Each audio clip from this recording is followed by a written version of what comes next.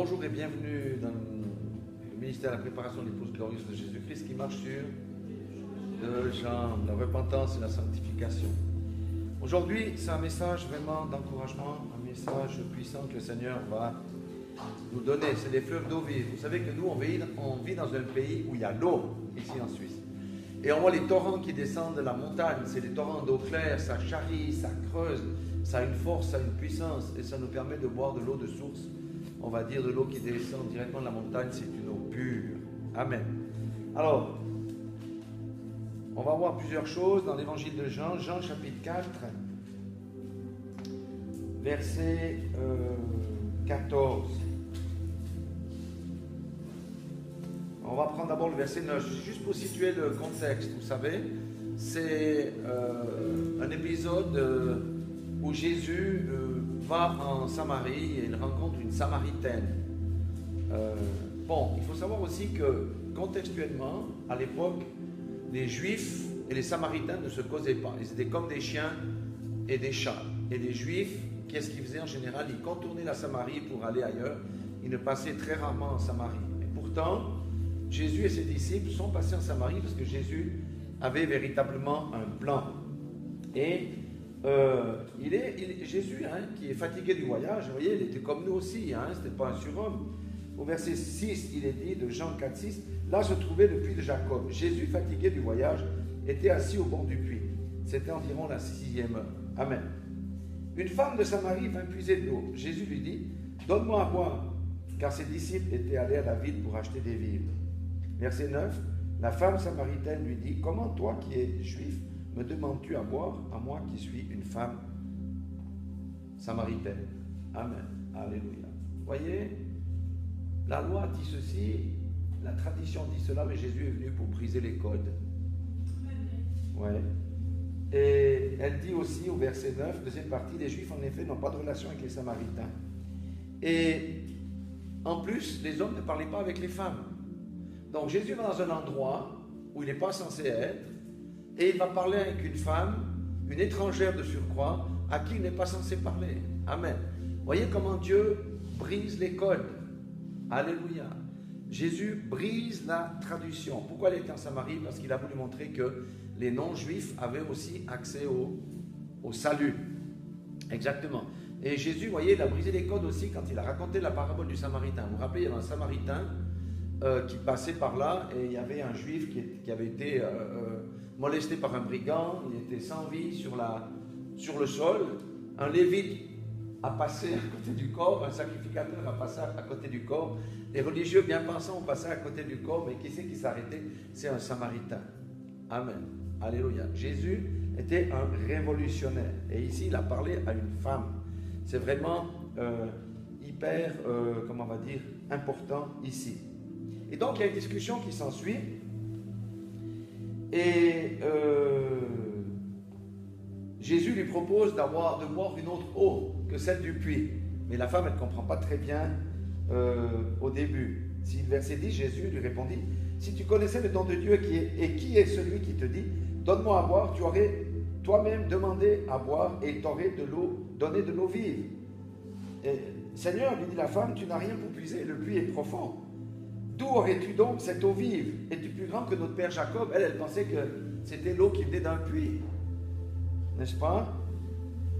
Qui nous a donné ce puits et qui en a bu lui-même, ainsi que ses fils et ses troupeaux. Jésus lui répondit, quiconque boit de cette eau aura encore soif, mais celui qui boira de l'eau que je lui donnerai n'aura jamais soif, et l'eau que je lui donnerai deviendra en lui une source d'eau. Amen. Après, le Seigneur lui dit, va chercher ton mari. Elle dit, oui, je n'ai pas vraiment un mari. Le Seigneur lui dit, oui, c'est vrai, tu en as 5, etc., etc. Et c'est là que cette Samaritaine va commencer à comprendre qui est Jésus. Et au verset 25, je ne vais pas tout lire, c'est juste un point clé. La femme lui dit, je sais que tu es le Messie, que le Messie doit venir, celui qu'on appelle Christ. Quand il sera venu, il nous annoncera toutes ces choses. Jésus lui dit, je le suis, moi qui te parle. Mais ça, c'est un verset incroyable. Jésus n'a jamais dit directement qu'il était le Messie dans toute la Bible. Et c'est à cette femme, la première fois, des fois il dit indirectement, vous voyez, à Pilate et tout ça, mais c'est à une femme qui dit clairement, et une femme étrangère qui dit clairement, oui, je suis le Messie, le Christ qui doit venir. Amen. Alléluia. Donc, c'est vraiment quelque chose d'assez extraordinaire ce que Jésus fait. Et on va venir après, pourquoi Jésus fait ça. Parce que Jésus ne fait rien par hasard. Merci les hommes d'être là, hein. Il y a des tas d'hommes aujourd'hui. Vous voyez, vous êtes bénis de Dieu parce que Jésus parle aux femmes. Amen. Dieu accorde des révélations aux femmes. On est dans des temps où les hommes ont démissionné, clairement, un peu partout. Donc, Dieu est en train de lever une armée de femmes qui marcheront devant et les hommes seront derrière. C'est ce que Dieu... Et ça, on verra s'accomplir ce que je vous dis ici. Donc, regardez le verset 27. Là-dessus arrivèrent ses disciples qui furent étonnés de ce qu'il parlait à une femme. Il dit, mais lui, il parle à une femme, déjà, mais en plus une Samaritaine. Mais qu'est-ce qu'il fait, ce Jésus? Les disciples ne comprenaient pas, hein? Et toutefois, aucun ne dit, que te demandes-tu ou de quoi parles-tu avec elle? Et verset 28, il dit quoi? Alors la femme, ayant laissé sa cruche, s'en alla dans la ville et dit aux gens, venez voir un homme qui m'a dit tout ce que j'ai fait, ne serait-ce point le Christ? Ils sortirent de la ville et vinrent vers lui. Amen. La Samaritaine est une femme qui a simplement cru. Mais elle n'a pas uniquement cru, elle a agi. Elle a laissé sa cruche pour aller publier la bonne nouvelle dans la ville de Samarie. Amen. C'était la première évangéliste que nous voyons à l'œuvre en dehors des 12 disciples qui étaient encore dans l'apprentissage avec Jésus. Cette femme-là était la première évangéliste que Jésus a mandatée pour aller attirer les âmes de la ville où elle habitait à lui pour le salut, la guérison, la délivrance. Amen. Alléluia. Et c'était une femme étrangère. Quel pied de nez à la tradition juive. Quel pied de nez à la tradition. Ça, c'est encore aujourd'hui, on vit encore dans ces trucs-là. La femme ne doit pas faire ci, la femme ne doit pas faire ça. Donc, ce simple épisode montre que Jésus a réhabilité complètement la femme. Parce que dans la tradition juive, la femme n'avait pas l'instruction religieuse, elle n'avait pas son mot à dire. Elle avait plein de privilèges, hein, d'éduquer ses enfants, de bien s'occuper de la maison. Elle a vraiment des pouvoirs. Mais ce qui concernait l'éducation religieuse, c'était zéro pointé. Un garçon à 12 ans connaissait toute la Torah, ça veut dire les 5 livres de la Bible par cœur, verset par verset. Les jeunes filles, du style Nicole, ne connaissaient rien du tout. Parce qu'elles n'avaient pas accès, on ne les envoyait pas à l'école biblique ou rabbinique. Et Dieu, au travers de ça, leur dit, vous voyez, vous laissez les femmes de côté, moi, Jean White, c'est ma première évangéliste dans le champ de la mission. Amen. Alléluia. Donc, aujourd'hui, beaucoup ont perdu de vue cela par faute de considération des contextes, notamment dans les écrits de Paul où il dit que la femme se taise. Voyez que la femme se taise, dans beaucoup d'endroits, puisqu'on ne veut pas que la femme vienne au pupitre. Que la femme se taise. Pourtant, elles sont à la chorale, pourtant, elles prophétisent, pourtant, elles ont des dons qu'elles manifestent, mais il faut qu'elles se taisent. Vous voyez un petit peu l'incohérence? Parce qu'on n'a pas compris que le contexte dans lequel Paul a dit ces choses. Lorsque le Saint-Esprit est venu après la Pentecôte, est-ce que le Saint-Esprit n'est pas tombé sur les femmes? Oui, le Saint-Esprit est tombé sur les femmes. Et les femmes qui n'avaient eu aucune éducation religieuse sont retrouvées devant une ouverture absolument incroyable avec l'Évangile. Et évidemment, elles étaient tellement excitées que quand le prédicateur prêchait, ils disaient « Prédicateur, on a une question !» Et ça énervait les prédicateurs. C'est pour ça que Paul a dit que les femmes se taisent, qu'elles demandent à leur mari, parce que leur mari, c'est eux qui ont reçu toute l'éducation rabbinique et la connaissance des paroles. Donc on utilise ces mots aujourd'hui pour dire que la femme n'a pas droit à la parole, rien du tout, etc., etc. C'est une faute de compréhension des événements historiques. Alléluia. Donc, les femmes avaient le feu qui brûlait en elles. C'est ce que j'aimerais dire ici. Et voyez, les fleuves d'eau vive qui sont sortis ont passé par cette femme, la Samaritaine, dont on n'en connaît même pas le nom, pour aller évangéliser la ville. Et les gens sont venus et Jésus a rendu ministère. Beaucoup se sont convertis, beaucoup ont été guéris, beaucoup ont été délivrés. C'est ça les fleuves d'eau vive. Quand le fleuve d'eau vive, Jésus, c'est la parole. l'eau de la parole.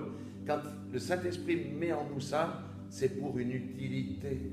Amen. Et des fleuves d'eau vive sont sortis de cette femme-là. Alléluia. Donc, comme je disais, le Seigneur a réhabilité la femme. Les grincheux ont trouvé que non, on sort du cadre de la parole, c'est pourtant la vérité. C'est qui a été le 3e jour au tombeau pour voir s'il n'y a pas quelque chose qui s'était passé? Ce sont les femmes. Et quand elles ont été toquées à la porte, Pierre n'a pas voulu croire que Jésus était ressuscité. Amen.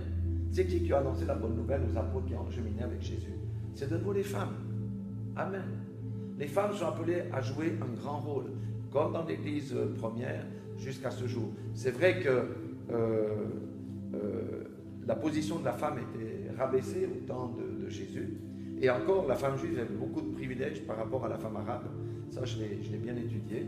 Mais donc, tout ça pour dire qu'aujourd'hui, le Seigneur va réhabiliter complètement la place de la femme, car les hommes désertent les églises. Il y a beaucoup d'hommes qui ne sont plus dans la chose. Amen. Dieu fait les choses parfaites. Des fleuves d'eau vive. Nous allons voir Jean 7.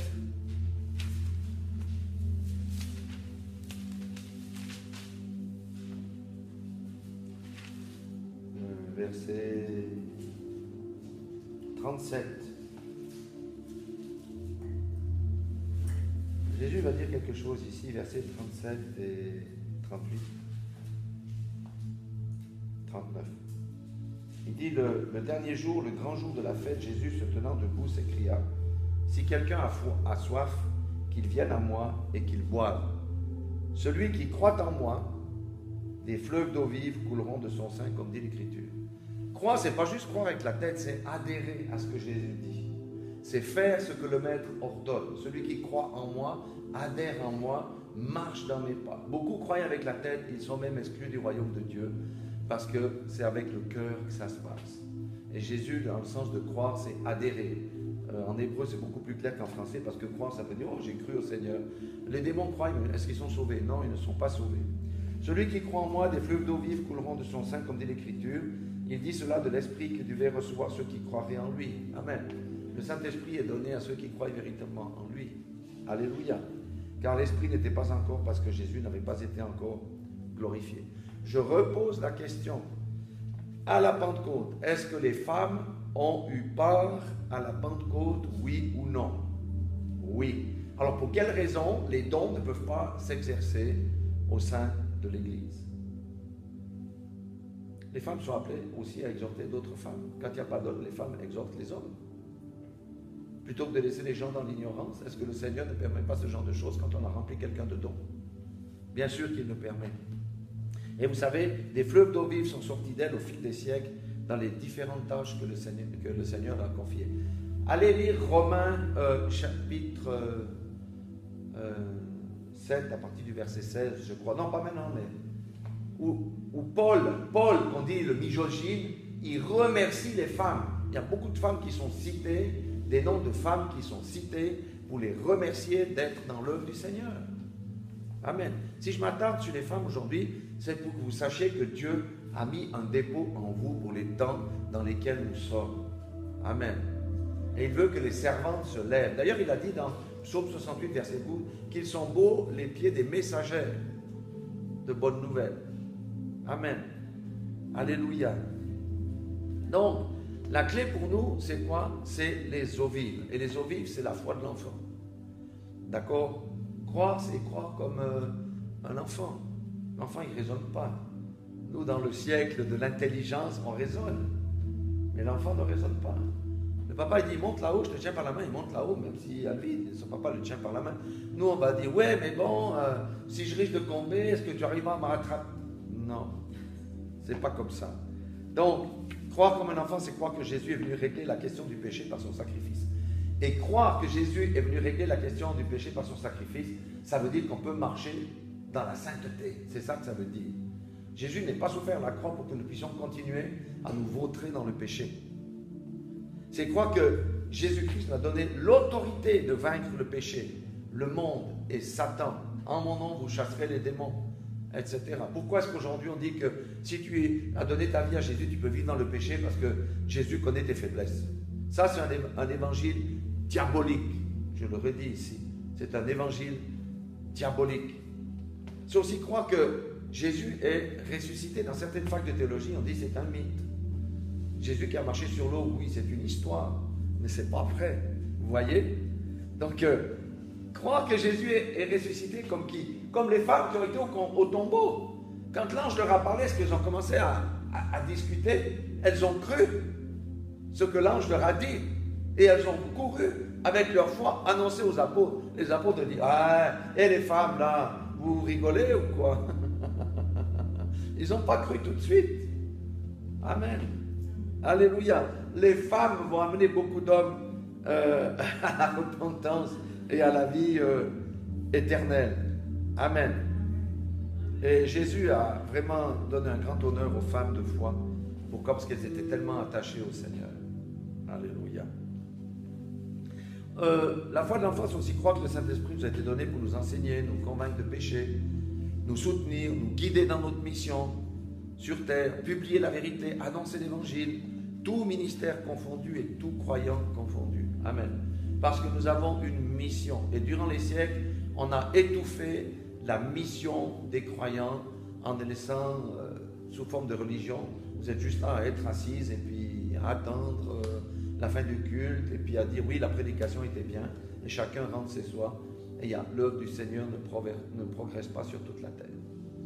Donc on doit briser ces choses-là. Et c'est le sens de notre ministère, c'est d'éduquer les gens, les remplir, les bâtir pour qu'à eux, à leur tour, puissent aller proclamer la bonne nouvelle et agir dans le couloir que le Seigneur leur a donné.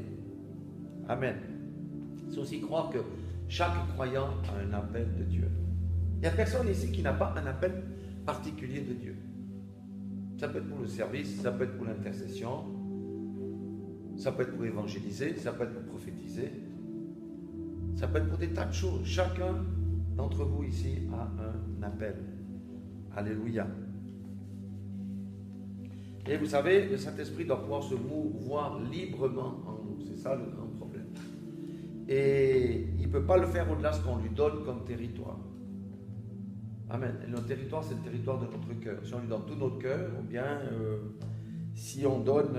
vous savez qu'on a l'oreillette droite et le ventricule droit, l'oreillette gauche et le ventricule gauche, pour faire simple. On a 4 parties. Ces 2 parties ne communiquent pas entre elles, vous voyez. Mais le Seigneur veut tout, veut la partie droite comme la partie gauche, parce que quelqu'un peut avoir l'oreillette droite, je symbolise, qui est donnée au Seigneur, le ventricule droit est donné au Seigneur, mais que l'oreillette gauche, il le garde pour lui, et l'oreillette droite, il le garde pour lui. Ça s'appelle un cœur partagé. Il faut que le sang de Christ, qui est la vie Zoé, circule dans tout notre cœur. Amen. Et le sang de Jésus, c'est la vie Zoé, le Saint-Esprit manifeste la vie de Christ en nous. Mais pour ça, il faut que tout notre cœur, comme on a vu ces 2-3 dernières semaines, soit entièrement dédié à Christ. Amen. Le Seigneur ne peut pas agir avec puissance parce que les cœurs sont partagés. Et quand les cœurs sont partagés, ce n'est pas des fleuves d'eau vive qui pourront sortir de notre sein, c'est un petit filet. Chez certains, c'est un peu plus qu'un petit filet. Vous voyez ce que je veux dire? Mais des fleuves d'eau vive, c'est pour celui ou celle qui donne vraiment son cœur en entier. Il y a tellement d'exemples merveilleux, même de façon contemporaine, dans les siècles passés. Il y a des gens qui sont sortis du lot. Pourquoi? Est-ce qu'ils étaient mieux que vous, plus belles que vous, plus beaux que vous, plus minces que vous, plus gros que vous? Non, ils étaient comme nous aujourd'hui. Simplement, ils ont donné leur cœur au Seigneur.